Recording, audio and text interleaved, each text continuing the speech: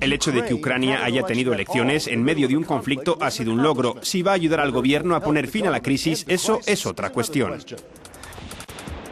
Hay mucha confusión y un alto el fuego que aparentemente de real solo tiene el nombre. Las tropas rusas se han retirado, pero Rusia sigue apoyando a los rebeldes. Los presidentes de Rusia y Ucrania se reúnen y Vladimir Putin hace lo propio con los líderes de la UE, y un posible acuerdo para el gas antes del invierno podría disminuir las tensiones.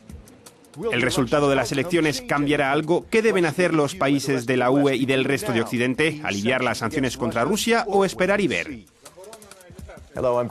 Bienvenidos a The Network, un auténtico debate con los protagonistas de la actualidad.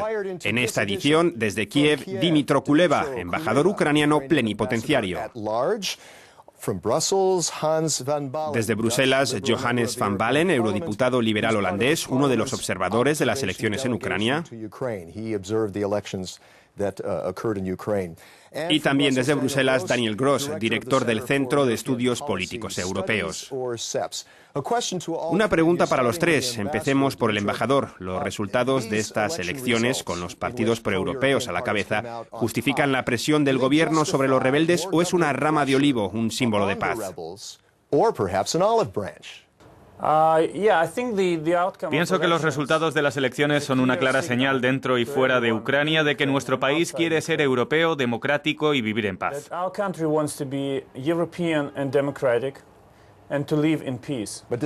¿Pero eso significa que serán más duros con los rebeldes o van a buscar algún tipo de solución negociada con ellos? No, nuestra política con respecto a los rebeldes será coherente. No creo que haya cambios significativos en ese sentido. Vamos a preguntar a Hans, ¿qué piensa usted? ¿Estará justificada una mayor presión contra los rebeldes? Significa que el presidente Poroshenko tiene un fuerte apoyo, como lo tiene el primer ministro Yatsenyuk, y ambos quieren negociar. Los ucranianos les aceptan.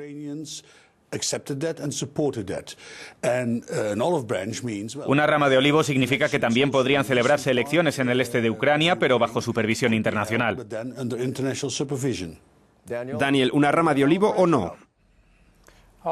Una rama de olivo podría ser inminente, pero dudo que tenga mucho efecto porque los rebeldes del Este saben muy bien lo que quieren, su propio pequeño Estado independiente, y eso es algo que ningún gobierno de Ucrania podría conceder. De acuerdo, hablemos de una posible solución pacífica. Embajador, ¿qué nivel de autonomía tendrían que tener las áreas separatistas del este de Ucrania para poner fin a esta crisis?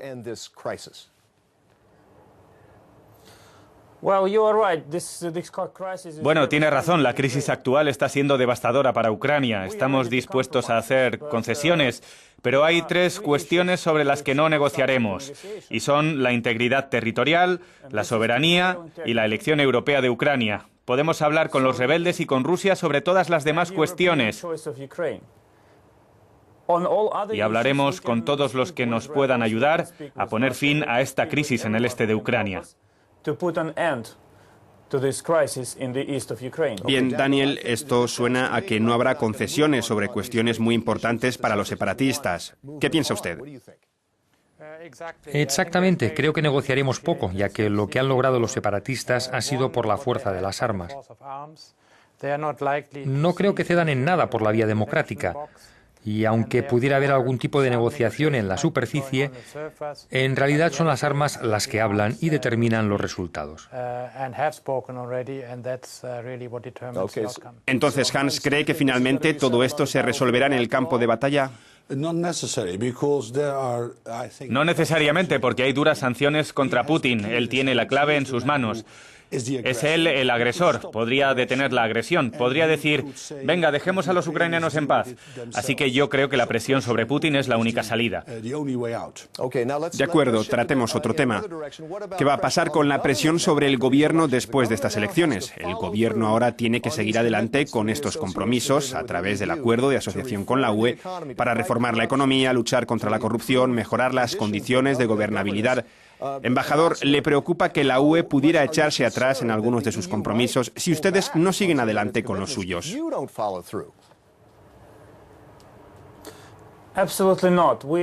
Claro que no, tenemos confianza en nuestros amigos y socios europeos. Pero creo que lo más importante es que la presión al gobierno vendrá del pueblo ucraniano.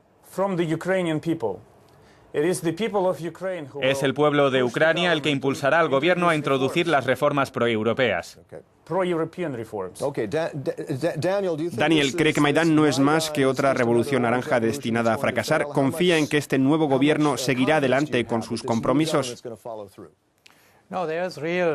Hay una presión real desde abajo. Está claro que el pueblo ucraniano quiere reformas y quiere una orientación europea de sus políticas. Desgraciadamente vemos que aunque eso es lo que quiere la gente, muchos países de Europa suroriental no siempre lo consiguen. Y a menudo continúa la corrupción, la mala administración, y realmente ese es el gran reto para el gobierno. Hans, usted estuvo allí sobre el terreno en varias ocasiones. ¿Cómo cree que evolucionarán las cosas? ¿Cree realmente que el gobierno seguirá adelante con sus compromisos? Estoy seguro, y también porque el pueblo lo exige. Ucrania debe seguir el ejemplo de Polonia con una reforma real. Debe luchar contra la corrupción y por un mejor gobierno. Y eso se puede hacer. Los polacos han mostrado el camino, así que si sigue su ejemplo, Ucrania prosperará. Y si no lo hacen, solo veo un futuro muy negativo. Pues sí, porque los europeos están cansados de tener que ayudar. Embajador, ¿qué cree que la UE debería hacer ahora para apoyar a su gobierno desde el punto de vista económico y militar?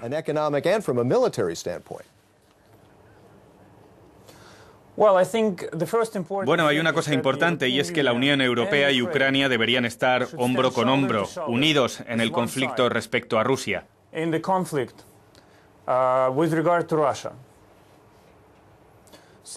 este momento no van a reducirse las sanciones ni es posible suavizar la presión política sobre la Federación Rusa. Por otra parte, lo que esperamos de la Unión Europea es que nos ayude a introducir reformas esenciales para la supervivencia y el desarrollo de Ucrania. Sí, pero ¿qué significa eso? ¿Qué quiere decir, embajador, en cuanto a lo que la UE debería estar haciendo? ¿Debería dar más dinero, quitar presión, ayudar a Ucrania con el gas, por ejemplo? Significa apoyo financiero, apoyo técnico y compartir conocimientos, prácticas y experiencias. Estamos abiertos a ese tipo de cooperación. Hans, hubo elecciones europeas esta primavera. ¿Cree usted que los europeos están dispuestos a apoyar aún más a Ucrania cuando de por sí las cosas ya van mal en sus propios países? Pueden, porque si abandonan a Ucrania, entonces será Putin el agresor y no el derecho internacional quien ganará. Y eso será una mala noticia también para los demás países de Europa. Por eso creo que los europeos respaldarán a los responsables políticos en su apoyo y ayuda a Ucrania, basándose en las reformas reales llevadas a cabo en ese país. Una última pregunta rápidamente. Daniel, ¿cree que hay que mantener las sanciones contra Rusia o bien reducirlas por el hecho de que ya ha habido elecciones y que el gobierno está legitimado para actuar? No creo que haya que suavizar las sanciones por el hecho de que haya habido elecciones libres en Ucrania. Podrían reducirse si Rusia hiciera concesiones respecto a las zonas controladas por los rebeldes. ¿Y usted, Dimitro, cree que las sanciones deben permanecer tal cual? ¿Se han de endurecer o suavizar como consecuencia de las elecciones? Ahora tienen un mandato. Bueno, las sanciones dependen de la actitud de Rusia. Si vemos que Rusia se compromete con que haya menos tensiones y con la paz en Ucrania, entonces podremos hablar de un cambio en la estrategia de las sanciones, pero de momento ese no es el caso.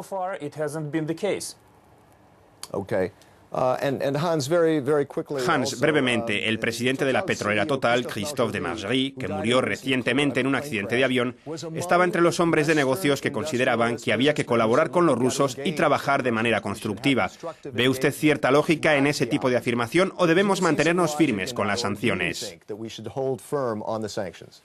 No hay ninguna lógica en hablar con agresores. Vladimir Putin debería cambiar su política, retirarse de Ucrania y dejar a los ucranianos que gestionen su situación interior. Ese es el objetivo de las sanciones y ahora no se deben reducir. Hans, muchas gracias.